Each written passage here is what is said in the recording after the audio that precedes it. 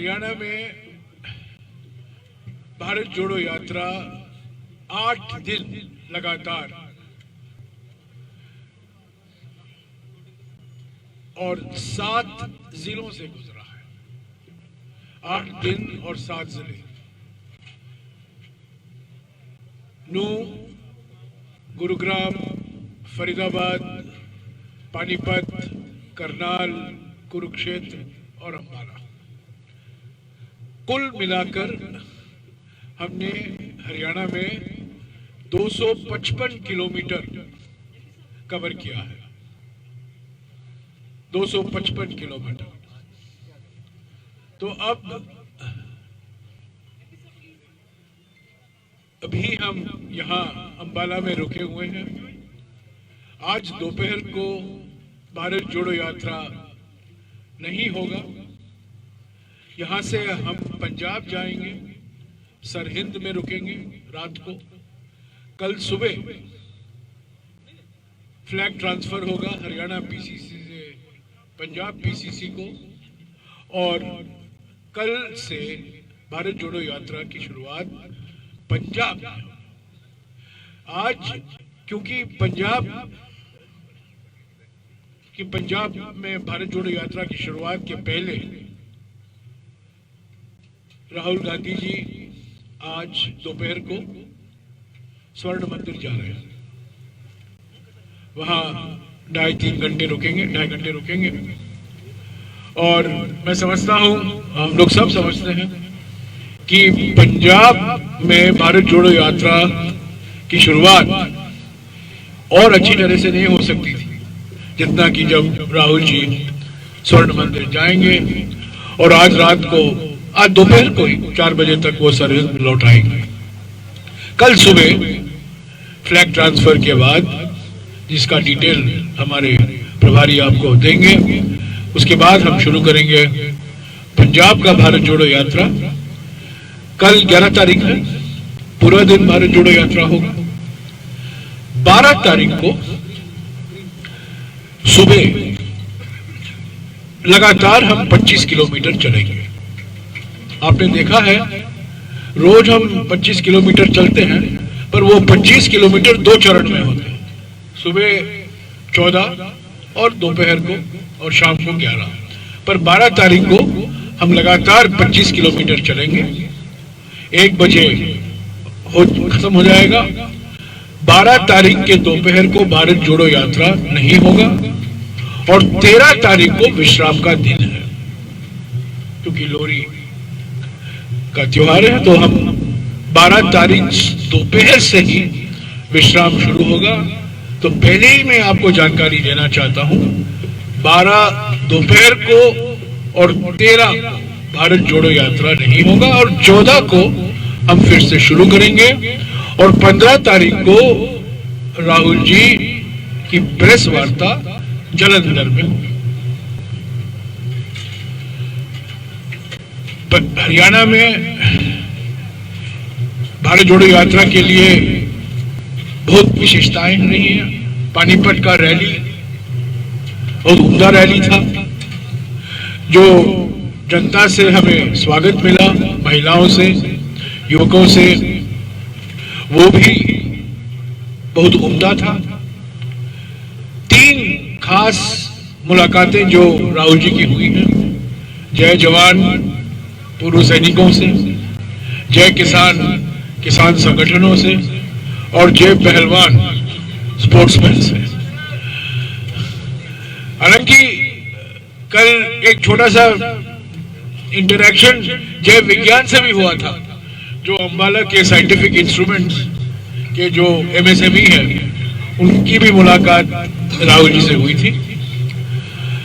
और किसान संगठनों का मुलाकात बहुत विशेष मायने रखता है। उनके ओर से 3 बहुत बड़े मुद्दे राहुल जी के सामने उन्होंने रखा। एक तो MSP का लीगल गारंटी होना बहुत जरूरी है, क्योंकि अभी निजी ट्रेड की भूमिका बढ़ रही है और वो MSP के जो दाम जिसमें खरीदते हैं वो MSP से कम है। दूसरी बात जो उन्होंने कही कि जो भूमि अधिग्रहण कानून यूपीए सरकार के समय में बनाया गया था सितंबर 2013 में। उसमें हरियाणा सरकार ने केंद्र सरकार की अनुमति के साथ साथ और राष्ट्रपति की भी अनुमति मिली है, उन्होंने कुछ संशोधन किए हैं, वो किसान के हित में नहीं है। तो उन्होंने मांग की कि जब कांग्रेस की सरकार आएगी हरियाणा में, याद रखिए मैंने कहा जब सरकार आएगी, मैंने ये नहीं कहा अगर सरकार आएगी, जब हमारी सरकार आएगी तब 24 का ही है जिक्र, जब 2024 में चुनाव जल्दी भी हो सकते हैं, वो अब कह नहीं सकते, इसलिए जब अगले चुनाव होंगे और हमारी सरकार बनेगी तब ये भूमि अधिग्रहण कानून में उन्होंने मांग की कि इसमें संशोधन लाना बहुत जरूरी है। और किसान संबंधित कई मुद्दे और बातचीत हुई। राहुल जी ने भी काफी लंबे इस चर्चा में भाग लिया और उन्होंने कहा कि कांग्रेस पार्टी और किसान संगठन के बीच में एक भागीदारी है, एक पार्टनरशिप है और हम हमेशा किसान संगठनों के साथ बातचीत करते रहेंगे। और जहां हमारी सरकारें हैं, आज हमारे 3 सरकार हैं, हिमाचल में, राजस्थान में और छत्तीसगढ़ में, वहां जो हमारी सरकारें हैं, जितना राज्य सरकार कर सकती है वो खुद इसमें देखेंगे कि क्या और राज्य सरकार की ओर से किया जा सकता है। जैसा कि आप जानते हैं, बैंकों का कर्जा माफी अगर पब्लिक सेक्टर बैंक होता है तो उसको केंद्र सरकार को करना पड़ता है, बट कोऑपरेटिव बैंक में राज्य सरकार कर सकती है। तो ऐसे कुछ चीजें हैं जो केंद्र सरकार से ही एक्शन लेना पड़ता है, पर कुछ कार्रवाई राज्य सरकारें भी कर सकती हैं। तो उन्होंने आश्वासन दिया किसान संगठनों को कि वो कांग्रेस सरकारों के साथ बातचीत करके, मुख्यमंत्रियों से बात करके जो मांगे हैं किसान संगठनों की ओर से, जो राज्य सरकार पूरी कर सकती है, वो जरूर उस पर अगले कदम लेंगे। तो मैं अंत में यही कहना चाहता हूं कि हम लोग सब हरियाणा कांग्रेस के पीसीसी हुड्डा साहब, पीसीसी अध्यक्ष उदयभान जी, हमारे प्रभारी एआईसीसी के शक्ति सिंह गोयल जी, सभी का हम शुक्रगुजार हैं कि उन्होंने इतनी मेहनत से भारत जोड़ो यात्रा को इतना सफल बनाया हरियाणा में। हमने, जैसा कि मैंने पहले भी कहा है, मैं फिर से दोहराना चाहता हूँ, हरियाणा में न केवल हमने ठंड का सामना करना पड़ा, पर हमें हर एक जिले में सड़कों से भी काफी खतरा का सामना पड़ा, न केवल मौसम से पर सड़क से। और मुझे खुद पहली बार 115 दिन में बाएं पांव में चोट लगा है, क्योंकि जो मैंने हरियाणा के 7 जिले में सड़कें नहीं देखी, गड्ढे देखे, और गड्ढे के बीच में थोड़ा टार, थोड़ा बिट्यूमेन देखा है। पहले जब मैंने कहा था नूह में और गुरुग्राम में, तो लोगों ने कहा नहीं साहब, आप अंबाला आइए, कुरुक्षेत्र आइए, पानीपत आइए, पर वही हालत हमने इन जिलों में देखा। आज सुबह भी मैंने देखा। एक जमाना था जब लोग कहते थे हरियाणा के माफिक सड़क, एक मिसाल बन गया था हमारे देश के लिए। और आज मैं कन्याकुमारी से चला हूं, हर राज्य से मैंने देखा है, मध्य प्रदेश और हरियाणा के सड़कों की जो स्थिति है सबसे बुरी, और ये हरियाणा पर एक कलंक है। एक जमाना था जब लोग कहते थे, प्लानिंग कमीशन सभी राज्यों को कहता था हरियाणा के माफिक आप सड़क बनाइए। तो मैं उम्मीद करता हूं कि जब हमारी सरकार आएगी, सड़कों का जो मेंटेनेंस करना है, अपग्रेडेशन करना है, नेशनल हाईवे की नहीं बात कर रहा हूं मैं, स्टेट रोड की बात कर रहा हूं, स्टेट हाईवेज की बात कर रहा हूं। तो मैं अभी हुड्डा साहब से गुजारिश करूंगा कि वो आपको संबोधित करें, उसके बाद हमारे प्रभारी आपको कार्यक्रम के बारे में जानकारी देंगे। हुड्डा साहब। हमारे मीडिया के चेयरमैन जयराम जी और शक्ति सिंह जी इंचार्ज, व सभी मेरे विधायक साथीगण, उपस्थित पत्रकार बंधुओं, देखिए जैसा कहा जयराम रमेश जी ने कि 8 दिन यहाँ हरियाणा में राहुल जी ने यात्रा चलाई और 7 जिलों में आए, और 7 जिले भी ऐसे आए, मतलब जो दिल्ली के बाद जो हम चले हैं, जहां हमारी पार्टी कमजोर रही पिछले चुनाव में, लेकिन लोगों का जो रेस्पॉन्स देखा है, जिस प्रकार से लोग उमड़ के आ रहे थे, तो मैं ये कह सकता हूं हर वर्ग, चाहे वो किसान, मजदूर, व्यापारी, कर्मचारी, बुजुर्ग हो, बच्चे हो, महिलाएं हो, हर वर्ग के बहुत इतने उमंग से आ रहे थे कि ये मैं कह सकता हूं ये यात्रा जो है जन आंदोलन में बदल गई हरियाणा में। और ये बात बिल्कुल ठीक कही उन्होंने।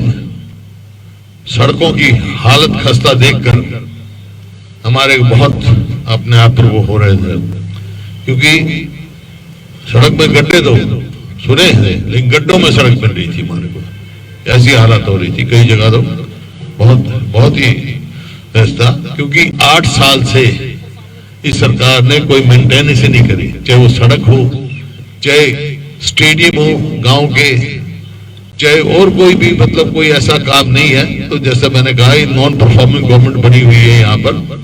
और जो मुद्दे जो है, जो हरियाणा 2014 में कांग्रेस के समय में प्रति व्यक्ति आय, प्रति व्यक्ति निवेश में नंबर 1 था पूरे देश में, आज बेरोजगारी में नंबर 1 हो गया है, 37.4 सीएम आएगी। तो हमारे हरियाणा के मुख्यमंत्री कहते हैं ये तो प्राइवेट संस्था है, लेकिन जब यूपी में चुनाव होता है तो अपनी एडवर्टाइजमेंट में सीएमआई की रिपोर्ट देते हैं, गुजरात में देते हैं, हरियाणा में अब किस पे ये यकीन करेंगे।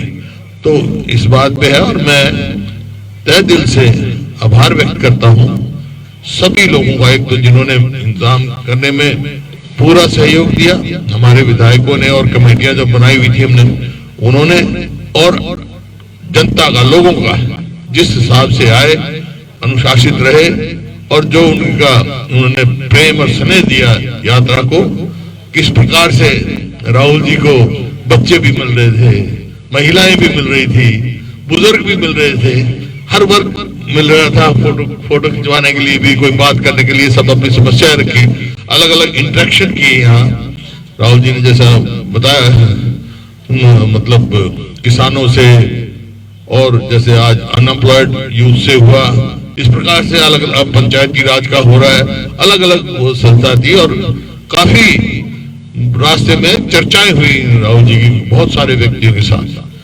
तो ये मैं लोगों का भी धन्यवाद करता हूं, और जो यात्री हैं, यात्रियों को भी शुभकामना भी देता हूं, और अपनी तरफ से ये भी कहता हूं पूरे प्रदेश कांग्रेस की तरफ से, कोई कमी रह गई होगी तो हमारे को ये क्षमा करेंगे। हमने प्रयास किया है पूरा अपना कि भाई इनका स्टे कंफर्टेबल हो, तो ये प्रयास किया है। मैं इन्हीं शब्दों के साथ जो है फिर से राहुल जी की जो ये यात्रा चली है, जो इश्यूज लेके चले हैं, वो बहुत ही अहम इश्यूज है, और देश को एक मजबूत देश बनाने के लिए ये यात्रा बहुत, आप देखेंगे, इतिहास में लिखी जाएगी। शुक्रिया हुड्डा साहब। शक्ति सिंह जी। थैंक यू जयराम जी। मैं सबसे पहले तो प्रेस और मीडिया के सभी साथियों का दिल से धन्यवाद करता हूं कि आप लोगों का प्यार, आप लोगों का समर्थन, कहीं कहीं आप लोगों की नेगेटिव टिप्पणियां भी हमें हमारी बात पहुंचाने में, आपके कभी अच्छे सवाल, कभी आपके एसिडिक सवाल हमको हमारी बात रखने में एक अच्छा मौका देते रहे। इसलिए मैं प्रेस और मीडिया के सभी साथियों का दिल से धन्यवाद करता हूं। मैं हरियाणा के सभी सज्जनों, देवियों, साथियों, बच्चों, युवकों, सबका धन्यवाद करता हूं। इस यात्रा को सफल बनाने में सबसे बड़ा श्रेय यहाँ की जनता का है कि जिन्होंने देखा एक पाक साफ नेता रोड पे चल के सच्चे मायने में एक तपस्या कर रहा है तो उसे साथ देना है। ये मान के लोग घरों से निकले। सुबह 6 बजे निकलना मुश्किल होता है। मुझे कहा गया था कि हरियाणा में महिला दिन मत करो, यहाँ तो महिलाएं निकलती नहीं, 6 बजे कौन निकलेगी। मैं उन बहनों, बेटियों, माताओं का भी धन्यवाद करता हूं कि महिला दिन असल में महिला दिन बन के रह गया। और किसी ने नहीं सोचा था कि जहां सेक्स रेशियो इतना डिफरेंट हो वहां इतनी महिलाएं राहुल गांधी जी की यात्रा में पूरे दिन भर रहेगी। पर कल आप सब ने देखा कि महिला दिन रहा और हम सब दूर दूर रहे। महिलाएं राहुल गांधी जी के साथ डायलॉग करती बात करते रही। पूरे हरियाणा में उन लोगों की आवाज जो ना दिल्ली तक पहुंचती है ना बड़े नेताओं तक पहुंचती है, उन समस्याओं और उन आवाज को राहुल गांधी जी ने कान दिया, आवाज दी और उनसे बहुत बातें की, उनके मन की सुनी। तो मैं हरियाणा के सभी लोगों का दिल से धन्यवाद करता हूं। आज मैं इस मौके पे कांग्रेस पार्टी के सभी नेताओं का, सभी कार्यकर्ताओं का एक प्रभारी के नाते दिल से धन्यवाद करता हूं। मुझे आप में से ही कुछ लोग शुरू में डरा रहे थे कि गुटबाजी है, कैसे यात्रा करोगे, आप भारत जोड़ो करते हो, हरियाणा में कांग्रेस कहां जुड़ेगी। आप सब ने देखा कि सिर्फ कदम नहीं, हमारे नेताओं ने दिल लगा के कदम तो मिलाएं, दिल भी मिलाएं और साथ मिलके सबने काम किया है। हमारे प्रदेश अध्यक्ष उदय भान जी, पूर्व मुख्यमंत्री, हमारे कांग्रेस पार्टी के विधायक दल के नेता हुड्डा साहब, हमारे 2 जनरल सेक्रेटरी एआईसीसी में हरियाणा से हैं, भाई रणदीप सुरजेवाला जी, शैलजा जी, हमारे सारे विधायक, वो विधायक बन के अहंकार में नहीं रहे, कार्यकर्ता बन के जमीन पे काम किया। हमारे इंचार्ज यात्रा के भाई दान सिंह जी, राव दान सिंह जी ने पूरे परिवार को लगा दिया था सेवा में। ऐसे बहुत नाम है जो कमिटीज के चेयरमैन, सभी का नाम लेना संभव नहीं है। मैं सभी का एक इंचार्ज के नाते दिल से धन्यवाद करता हूं। हाँ, दीपेंद्र सिंह हमारे एकलौते एमपी है, तो वो भी साथ बिल्कुल लगे रहे। और आपने देखा कि कहीं पर कोई गुट से ऊपर मोहब्बत की दुकान खोल के सबने काम किया है। आज आखिरी पड़ाव मां अंबा के नाम से जिस शहर को नाम मिला है अंबाला, उस शहर में जहां हमारी सेना के 2 कोर के मुख्यालय आए हैं, ये वो शहर है जहां महात्मा गांधी जी की हत्या करने वाले गॉडसे को फांसी दी गई थी। ये वो शहर है जहां पे 1857 का अंग्रेजों के खिलाफ जो सबसे बड़ा आंदोलन चला, उसमें अंबाला का बहुत बड़ा योगदान रहा। कांग्रेस के स्थापक सदस्यों में से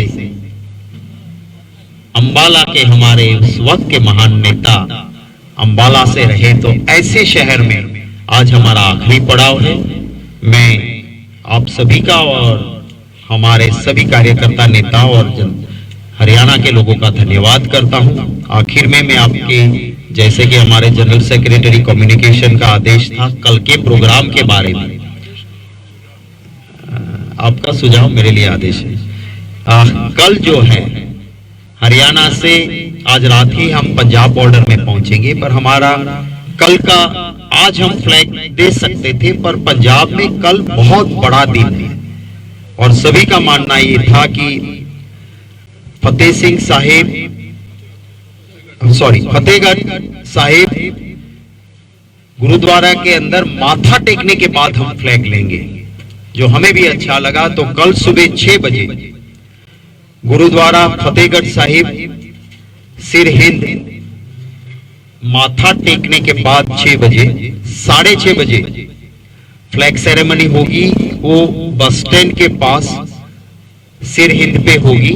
आपको लोकेशन में साझा कर दूंगा ट्विटर पे। 7 बजे कल पद यात्रा शुरू होगी। 10 बजे हमारा मॉर्निंग ब्रेक होगा खालसा ग्राउंड मंडी गोविंदगढ़ पे। 3:30 बजे फिर पद यात्रा शुरू होगी और शाम का हमारा ब्रेक होटल ग्रीनलैंड खाना उसके पास हमारा ब्रेक होगा खाना। और ये कल का हमारा पंजाब का प्रोग्राम रहेगा, वो मैंने आपसे साझा किया है। आप सभी का फिर से धन्यवाद करता हूं। आपको भी नया साल शुरू हुआ है, सबको बहुत बहुत शुभकामनाएं। Thank you very much. शुक्रिया। कुछ सवाल है तो हुड्डा साहब। ये सवाल है कि कल राहुल गांधी जी ने मौलाना के अंदर बोला कि 21वीं सदी में खाकी जो है हाफ पैंट में जो कौरव नजर आते हैं, उनका इशारा क्या आरएसएस की तरफ था या नरेंद्र मोदी जी की तरफ था? आप जानते हैं किसकी इशारा?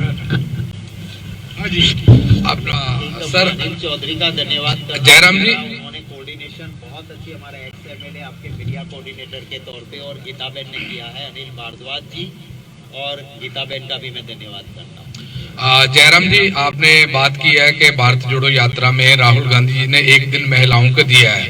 अगर हरियाणा की बात करें तो एक स्पोर्ट्स मिनिस्टर है, उस पर बड़े गंभीर एलिगेशन लगे। हुड्डा साहब भी बैठे हैं, संदीप सिंह, और उस केस में कांग्रेस का क्या स्टैंड है? हुड्डा साहब से मैंने गुजारिश की।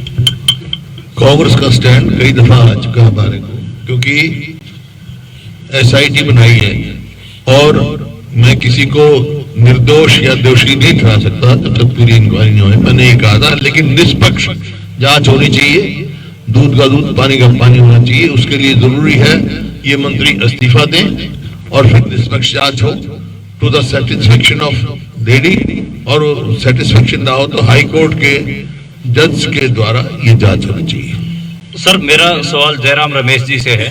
सर, आपकी यात्रा का मकसद है वो नफरत दूर करना है, तो जिस समुदाय के खिलाफ सबसे ज्यादा नफरत फैलाई जा रही है, मतलब उसके खिलाफ इतनी नफरत फैलाई जा रही है कि वो दूसरे दर्जे का नागरिक आज बना दिया गया है, क्या वो समुदाय आपकी इस यात्रा से जुड़ाव महसूस कर रहा है? और अगर आप सत्ता में या फिर जब भी आप सत्ता में आए तो आपके पास ठोस एजेंडा क्या होगा उनको मेन स्ट्रीम में या फिर बराबरी का हक दिलवाने में?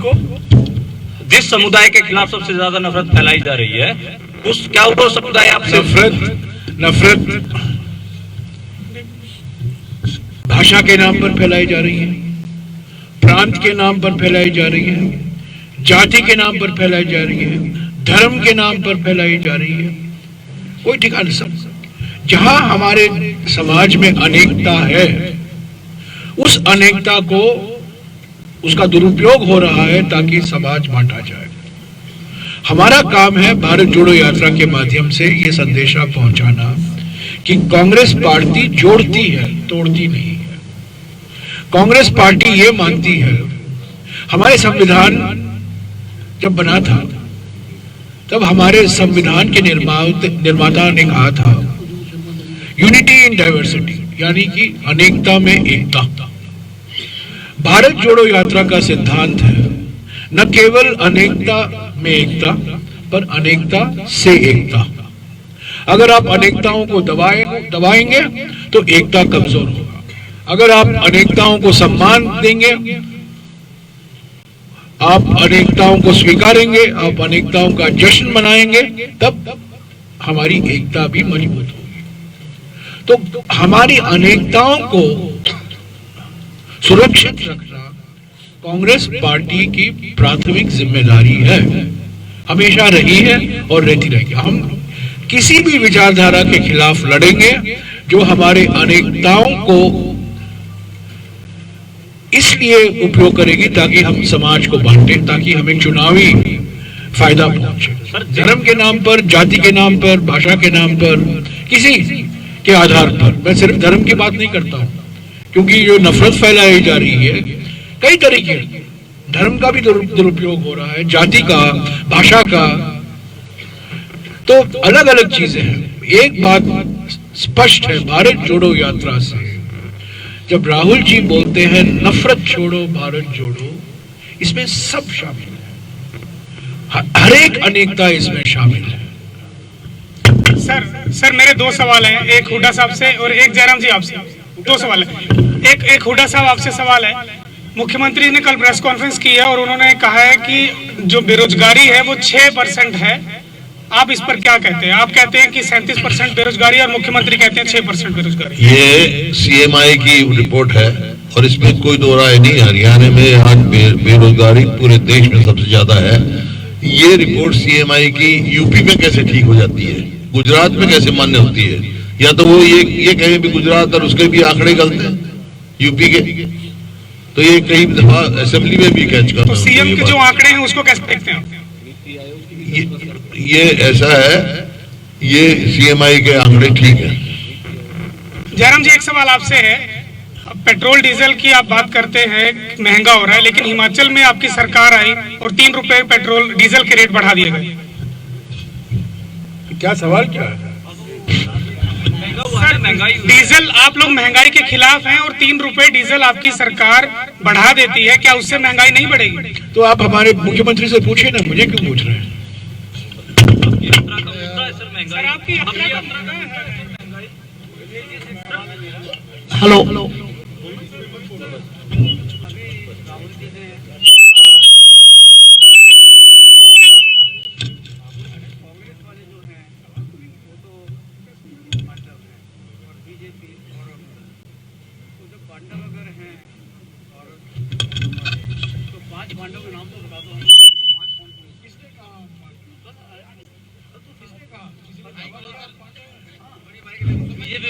बीजेपी और आरएसएस इनको कहा है कि पांडव हम लोग हैं और ये कौरव लोग हैं। ये लोग बीजेपी के हर वक्तव्य पर मुझे कोई टिप्पणी देने की जरूरत नहीं है। अच्छा, ठीक है। 7 दिन राहुल जी हरियाणा में रहे हैं। जिस तरीके से बीजेपी ने जो रिटायर्ड जनरल थे जो राहुल जी के साथ चले और राहुल जी से मुलाकात की, वो उनको बहुत गौरव प्राप्त हुआ है पिछले 40-45 सालों में। इतना अपमान किया कल परसों बीजेपी की ओर से, इस बहुत निंदनीय है। ये रिटायर्ड आर्मी जनरल्स हैं, लेफ्टिनेंट जनरल है, मेजर जनरल है, वो बात करना चाहते हैं भारत जोड़ो यात्रा के बारे में, जो चीन के साथ हमारी जो समस्याएं हैं सीमा पर, उस पर बात करना चाहते थे। और बीजेपी ने जिस तरीके से व्यक्तिगत उनका अपमान करने की कोशिश की सोशल मीडिया में, मैं समझता हूं उस पर मैं टिप्पणी हमने टिप्पणी की। तो ऐसे वक्तव्यों पर जहां गलत प्रचार किया जाता है उस पर मैं जरूर कुछ ना कुछ कहने के लिए तैयार हूं। सर राहुल जी ने 7-8 दिन हरियाणा में बिताए और भारत जोड़ो यात्रा निकाली है। निश्चित तौर पे चलो भारत जोड़ो में जो है कांग्रेस को जोड़ने में तो कुछ हद तक कामयाब रहे हैं, लेकिन हरियाणा के जो मुद्दे थे वो मंच से नहीं उठे जिससे लोग जुड़ते। जैसे अभी एक अग्निवीर को लेके बोल रहे हैं वो सबसे ज्यादा, लेकिन अंबाला में तो लोग एनडीसी को लेके हरियाणा में, पूरे हरियाणा में लोग परेशान हैं। पिछले 8 सालों से लोगों की रजिस्ट्री नहीं हो रही, नगर निगम नरक निगम बना हुआ है, तो इन मुद्दों को कैसे इग्नोर कर दिया गया? मैं हुड्डा साहब से और शक्ति सिंह से गुजारिश करूंगा आपका सवाल जो है उसका जवाब दे, पर मैं कह दूं भारत जोड़ो यात्रा जो राष्ट्रीय स्तर पर जो चुनौतियां हैं उस पर राहुल जी ध्यान दे रहे हैं और उस पर जहां उनको मौका मिलता है उसके बारे में बोलते हैं। जो लोकल समस्या है, हरियाणा में किसानों की समस्या है, उन्होंने किसान की समस्या के बारे में बात की। यहाँ पूर्व सैनिकों की जो संख्या है उन्होंने राहुल जी से भेंट की, उन्होंने कहा कि जो पेंशन के बारे में हमें वादे किए गए थे वो पूरे नहीं हुए, उसके बारे में राहुल जी ने बात की। आप पूछ रहे हैं अंबाला आए हैं, अंबाला में जो लोकल इश्यूज है उस पर भारत जोड़ो यात्रा ने कुछ नहीं कहा। ये मैं नहीं समझता हूँ भारत जोड़ो यात्रा का मकसद, पर जो समस्याएं हैं वो जरूर मैं उनसे इनकार भाग नहीं रहा हूँ। मैं हुड्डा जी से और शक्ति सिंह जी से गुजारिश करूंगा कि इसका जवाब। हुड्डा जी अंबाला से।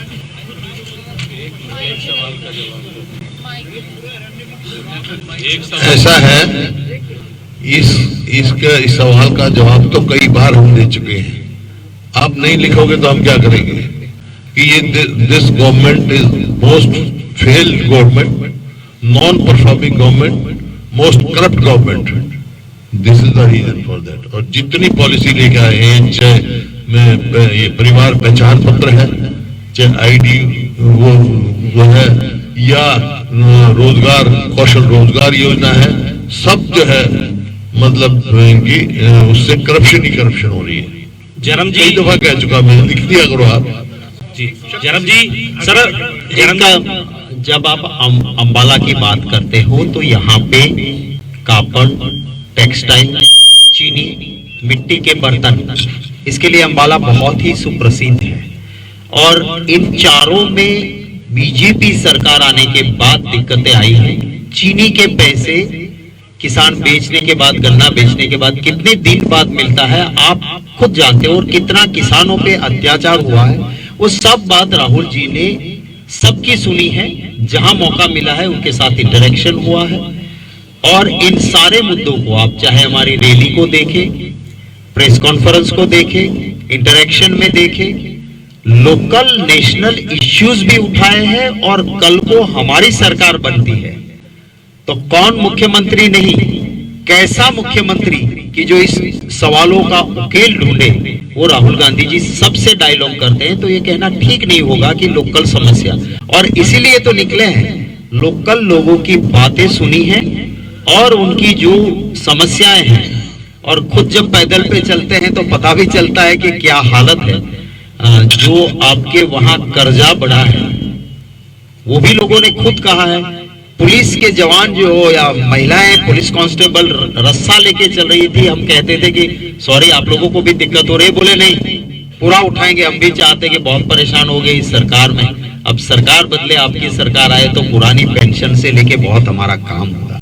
तो ये हालत है यहाँ की। Thank you. जयराम जी, एक सवाल है सर, अभी लंच इंतजार कर रहा है। जयराम जी सर, एक सवाल है, आप केंद्र सरकार की कमियां गिनवा रहे हैं पूरे देश में घूम के, राज्य सरकारों की भी गिनवा रहे हैं, आपकी भी 3 राज्यों में सरकारें हैं, तो आप उनके काम नहीं गिनवा रहे, कौन से काम अच्छे हैं जो बाकी सरकारों को कॉपी करने चाहिए, आपके काम करवाने चाहिए? ये वक्त नहीं है उसको गिनाने का, पर राजस्थान में अगर आपने देखा होगा, राजस्थान में जब राहुल जी थे, जब भारत जोड़ो यात्रा हम राजस्थान को गुजरे, जो राजस्थान सरकार के चिरंजीवी स्वास्थ्य बीमा योजना के बारे में हमने काफी, राहुल जी ने उस पर लंबी बात की, और उन्होंने कहा कि दूसरों राज्यों के लिए ये मिसाल है।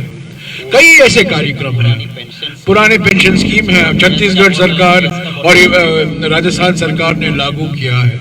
तो ये बात गलत है कहना कि राहुल जी ने ये बात नहीं उठाए हैं कि जो कार्यक्रम है, उल्लेखनीय कार्यक्रम है, योजनाएं हैं, कांग्रेस की सरकारों जो चला रहे हैं, उनकी बात हमने नहीं की। उनका समस्या यही है कि आप लिखते नहीं हो उसके बारे में, आप उनके बारे में लिखते नहीं हो। नीति आयोग तो कोई श्रेय देता नहीं है।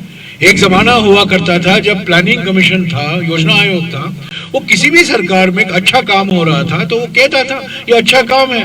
अब तो नीति आयोग तो प्रधानमंत्री कार्यालय का एक डिपार्टमेंट बन गया है। तो अगर राजस्थान सरकार में चिरंजीवी स्वास्थ्य बीमा योजना है, और आपको आश्चर्य होगा, राजस्थान एकमात्र ऐसा राज्य है जहां 10 लाख रुपए तक सरकारी अस्पताल में मुफ्त इलाज मिलता है इंश्योरेंस के माध्यम से। सरकार सारा खर्चा का बोझ सरकार पर आता है, 10 लाख तक, और 10 में से 9 नागरिक राजस्थान में कवर है चिरंजीवी स्वास्थ्य बीमा योजना। ये और किसी भी राज्य में नहीं है। इन्होंने मुझे याद दिलाया ओल्ड पेंशन स्कीम के बारे में।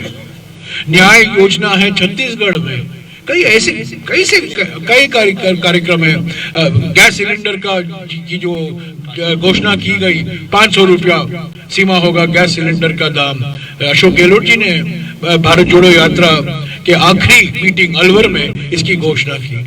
तो ये सरकार तो इसका ध्यान करती ही नहीं है, हमेशा आलोचना करती रहते हैं। वास्तविकता यह है कि राजस्थान, छत्तीसगढ़, हिमाचल तो अभी सरकार अभी आई है, पर राजस्थान और छत्तीसगढ़ में, और जब हमारी सरकार थी मध्य प्रदेश में जो गिराया गया मार्च 2020 में, उस सरकार ने भी बहुत ऐसे काम किए हैं जो दूसरे राज्यों के लिए एक मिसाल है, खास तौर से कर्जा माफी जो कमलनाथ की सरकार ने मध्य प्रदेश में किया था। Thank you. क्या है, क्या है, बोलिए बोलिए, क्या है?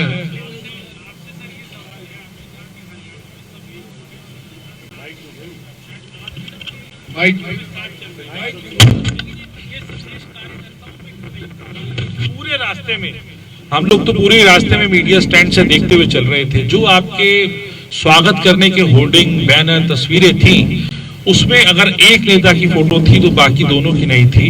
अगर किसी एक की होती तो कार्यकर्ताओं तक संदेश क्यों नहीं? आपने गलत है, आपने पूरा देखा नहीं है। तब सब देखा मैंने। देखिए इसका एक सेकंड भैया, एक सेकंड इसका जवाब तो दे दे। देखिए, आप सबने पूरे होर्डिंग्स देखे होंगे। हमारे वहां कोई डिक्टेटरशिप नहीं है, इंटरनल डेमोक्रेसी नहीं है, अंदरूनी लोकतंत्र है।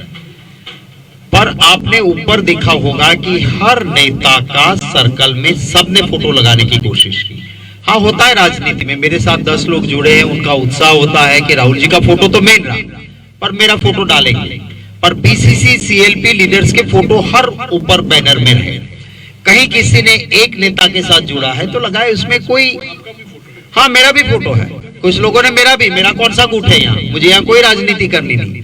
मैंने पहले ही दिन कहा था कि ना मेरा जिंदाबाद होगा ना मेरा फोटो होना चाहिए, फिर भी लोग लगाते हैं। मैं कहता हूं कि राहुल गांधी जी जिंदाबाद में सबका जिंदाबाद आ जाता है, कांग्रेस जिंदाबाद में शक्ति सिंह आ जाता है अंदर। राहुल जी का फोटो आ गया, हमारा सिंबल आ गया, खड़गे जी का फोटो, सोनिया जी का आ गया, तो मैं उसमें समाविष्ट हूं। पर फिर भी कार्यकर्ता का एक जोश और उत्साह होता है। कदम से कदम कार्यकर्ता ने भी मिलाया है, नेताओं ने भी मिलाया है। हमारे वहां डिक्टेटरशिप नहीं है कि हरेन पंड्या ने एक लफ्ज जी मुख्यमंत्री थे वो बोले, पॉलिटिकली उसका कत्ल नहीं हुआ, माने जब तक उसका टिकट काटा नहीं, मोदी जी ने कहा मैं नॉमिनेशन नहीं करूंगा, और उसके बाद हरेन पंड्या की फिजिकल हत्या हुई। हरेन पंड्या जी कहते थे कि मेरे बेटे का कातिल यही है। तो ये वहां होता है, हमारे वहां इंटरनल डेमोक्रेसी है। थैंक यू सर इधर रमेश जी, सर लंच में करिए सर इधर सर खाते खाते सर एक क्वेश्चन।